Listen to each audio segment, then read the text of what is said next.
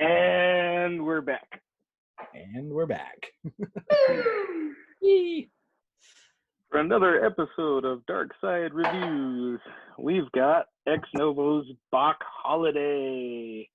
That's a my Bock on the 1st of May. Huzzah! It is pretty meta. And it says, I'll be your huckleberry. I'll be your huckleberry. Yeah, all the little touches. Yes. And the little mustaches all over the can. Love it. So, just talk about the beer style itself. My Bock is a traditional German Bock that is brewed and released in the springtime. The Germans have seasonal Bocks. There aren't too many breweries in the U.S. that do Bocks seasonally. There's a few, like, Wasatch has Devastator year-round. But we've all been really pleased by the arrival of this My Bock, which lives up to the high standards of Novo as far as their lagers go. Yum. Yeah. Yeah. Jawohl. So, reading off the style guidelines just provided to us by the Brewers Association. You can go to their website, brewersassociation.org, to find these. Just look under the education tab. So, a German-style Hellerbock or Maibock, and the German word Helle means light-colored, thus a Hellerbock or Maibock is a light-colored beer. Yeah. I'll get a nice, coppery tinge, but it's very light. Yeah, kind of depends on your lighting. My lighting is perfect. We all have the same beer, we swear. Whatever. Yes. It does not look like it. Yes. So the clarity on my Bock is supposed to be clear. There shouldn't be any chill haze present, and this one certainly, as you saw, does not have any of that. For the perceived malt aroma and flavor, a light toasty and or bready aroma and flavor is often present. I definitely pick up on that, but it is light. It's let's see, this one checks in at 7.3% ABV. But it does not taste like 7.3%. No, it tastes like kind of a slightly stronger, slightly maltier Pilsner. That's probably my best descriptor. Yeah. As for perceived hop aroma and flavor, we were talking about this a little before we started hitting record.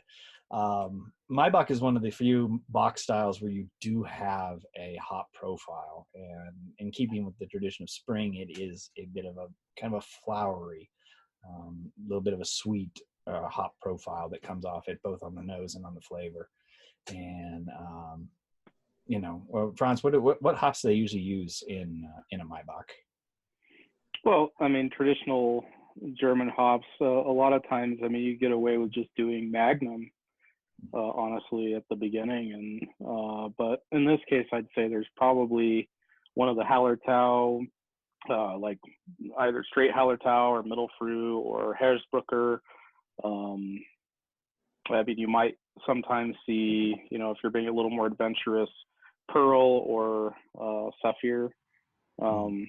But typically it's like a Magnum for bittering and one of the Hallertaus that I mentioned.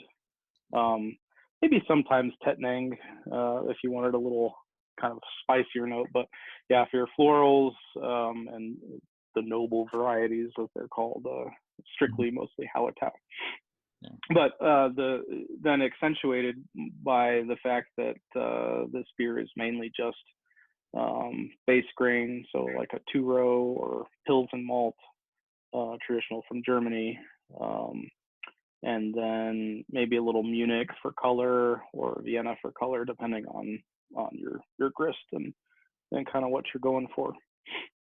And the two kind of play off of each other, so you get a little bit of kind of like bread dough from just those grains, with maybe a little bit of like a toastiness. But you're certainly not, at least in a traditional one, going to get any sort of crystal malt or sweetness. No crystal or caramel. Yeah, it's listed as having a perceived bitterness of low to medium low. And Fermentation characteristics, fruity esters if present should be low, diacetyl should not be present. Yeah, no diacetyl. And body is medium to full. I'd characterize this particular batch as medium. I think, like you said, a little bit of a heavier Pilsner, but not on the level of a big chewy Doppelbock that you can just gnaw on for. No, right. No. For 40 days of Lent. We never give up beer for Lent. You're not scraping it off your tongue for a couple weeks after you drink it. No. Kind of go against our whole job. Well, I think that, you know, the fun thing about this is too, we are seeing breweries are doing a lot of some breweries are doing a lot of seasonals. Next Novo are probably chief among them, but they're rolling constant one after another. But what I really like right now, I wish we had Joel or Dave here to talk with us about it, but is just the fact that they have, you know, they release 3 beers. It's not a hazy, a basic lager, and another hazy. You know, it's a hazy, an English IPA, and a Maibach within a 1 week span. I do love that there is this tremendous variety that is coming out of Ex Novo right now, and creativity too. Yeah, and you know, they've told us in a couple of the stories we've run during the quarantine that their great advantage is they've got the 20-barrel brew house and the 5-barrel brew house, and they're essentially interconnected. They're separate but equal in a lot of ways. And so that 20-barrel can brew up Mass Ascension, Pearl Haggard, Cactus Wins the Lottery. Yeah. Keep those in stock at all times, or they try to. They even tend to run out of those. But the 5-barrel, they're able to brew up a lot of these really just kind of fun, awesome styles. And I think it's a great testament to the fact that they are willing and able to stay creative in a time when other breweries are just like, we're just going to make the beer that we know sells. Right. Yeah. Yep. And well, even by those standards, I mean, the Brexit through the gift shop, you know, it sold out within a couple days, I think. It was sold out the day after you and I went. Yeah. And we went on Monday and it came out previous Friday. Yeah. And that's I mean, that's crazy. Yeah.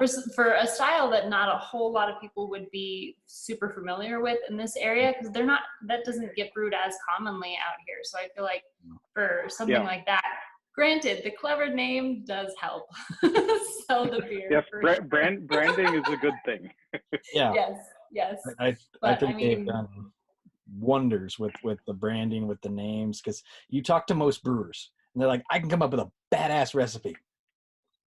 And then I have to pull the entire staff and be like, what should we name it? Yeah. Followed by, okay, we can't name it that. That's been used. What else can we name it? Nope, that's offensive. Nope, we can't do that. Oh, and so on and so forth. Yeah. Well, and the fact that it can be tricky. Their beer names come from cultural references. I think that draws people in too. So you're going to get your Banksy fans with your Brexit. You're going to get your Princess Bride fans or your Big Lebowski fans. Like, those people may not even enjoy the beer, but they enjoy what the beer is called. They will buy it because they want the can.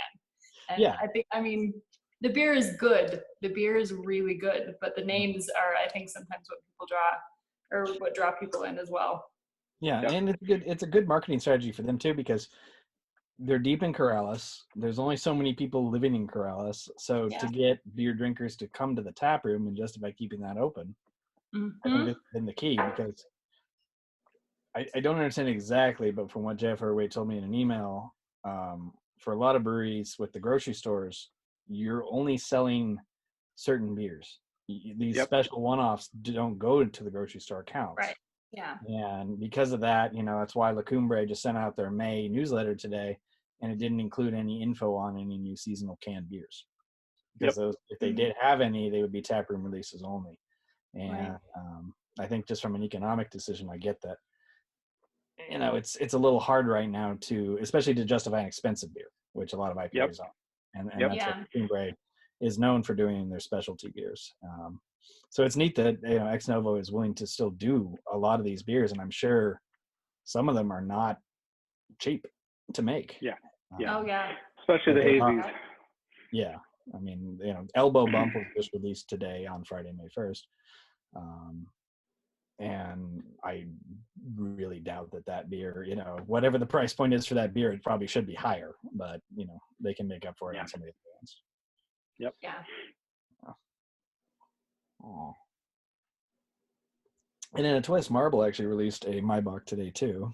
I have a Crowler downstairs in the small fridge, and we'll open that one up at some point and give them a little head-to-head comparison, but not quite in the mindset to drink a 16 ounce and a 32 ounce on the same night. No, probably not wise. Not like you have anything to do tomorrow. Hey, I got a brew tomorrow. Tomorrow is Big Brew Day. Tomorrow is very important for the you. American Home Brewers Association, and I'll be brewing starting really early. Let's see. Hopefully. So in closing, about this lovely beer. Delicious. Yeah, I mean, I think they knocked it out of the park with this one, and we talk sometimes about styles that kind of come and go and ebb and flow in terms of popularity. I would love to see popularity on this beer. Yeah, I mean, just more and more German style lagers. More, give us more. Why not? Yeah. I mean, because we have learned through our visits to Denver and GABF how much brewers love Bierstadt Lagerhaus, and we know they love it. We know they'll drink it, and I feel like the beer drinking crowd is coming around to it as well. Like the beer drinkers are starting to appreciate these just as much as the hazies and the pastries, and the sours and the lambics and all this stuff. So I really look forward to an era where every year, we can do like 5 Maibachs and compare them. Yeah, that would be amazing. That would be amazing. Mini Maibach challenges, please. Or even just 5 like Bocks. When was the last time you saw just like 3 Bocks on tap? Yeah. And that's the thing too. I feel like a German style lager is such a flat term that people kind of blanket with that term when there are so many different ways of doing it and varieties and flavors, and they're all different. And I think people have kind of been like, oh, it's a German style lager. But that's not it. That's not all there is. Like, there's so many different levels to that people are unfamiliar with. And I think tasting something like this Maibach will kind of bring people into, oh, this is something I've never tasted before.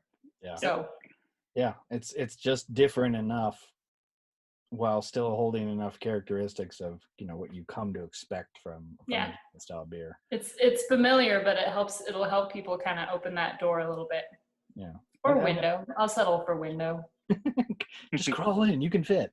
And I think it hits that right ABV note where it's not too heavy for some people, but for other people who want to have a couple of these at home and feel good about it, you will, as opposed to I don't know if I want to drink three small 5%ers to get to my happy spot. But again, at home people. Yes.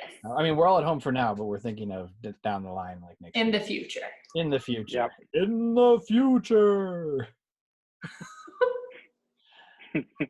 At any rate, to everybody at Ex Novo, cheers on this one. Cheers. We appreciate you. Thanks very much. We'll have more Ex Novo reviews in the future. Yeah, we will.